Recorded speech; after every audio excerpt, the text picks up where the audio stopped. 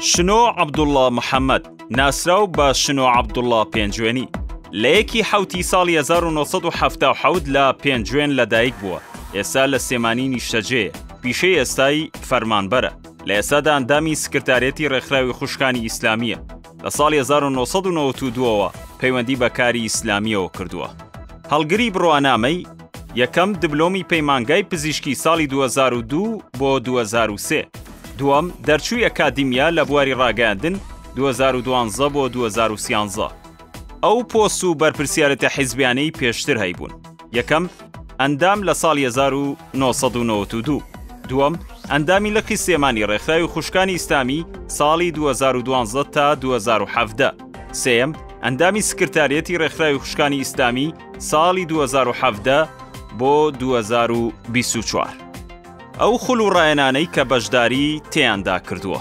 یەکەم بەشداری لە کۆنفرانسی تایبەت بە مافەکانی ژنان ساڵی 2013. دووەم بەشداری لە کۆنفرانسی تایبەت بە مافی مرۆڤ و بنەماکانی دیموکراسی لەلایەن ڕێکخراوی نەتەوەیەکگرتووەکان ساڵی 2013. سێم بەشداری خولی ژنانی سەرکردەی لایەنە سیاسەکان ساڵی 2017.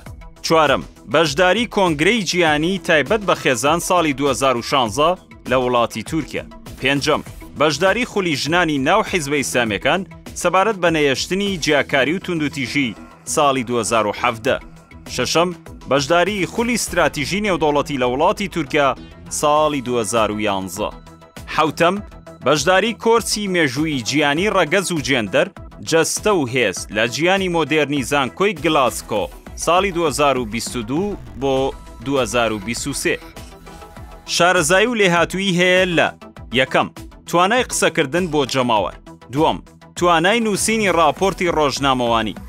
سێم چالاکوانی کارە لە بواری مافەکانی ژنان.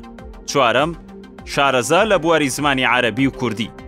چالاکی ڕۆشنبیری و کەلتوری وەکو نووسین، بەشداری کۆنگرە و کۆنفرانسی زانستی کۆڕ و وانەوتنەوە. یەکەم 25 ساڵ کارکردن لە بواری ڕاگەاندن، بینرا و نووسرا و خوێنراو. دووەم خاوەنی چەندین نووسین و راپۆرتی ڕۆژنەمانی لە ڕۆژنامە و گۆڤارەکانی هەرێمی کوردستان. سێم بەرپرسی بەشی لاپەڕی خێزان لە ڕۆژنامەی کۆمەڵ.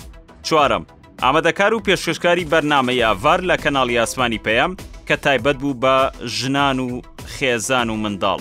پێنجەم ئەندامی کارایی سەندیکای ڕۆژنامەنووسانی کوردستانە. پەیامی پاڵێوراو بۆ دەنگدەران.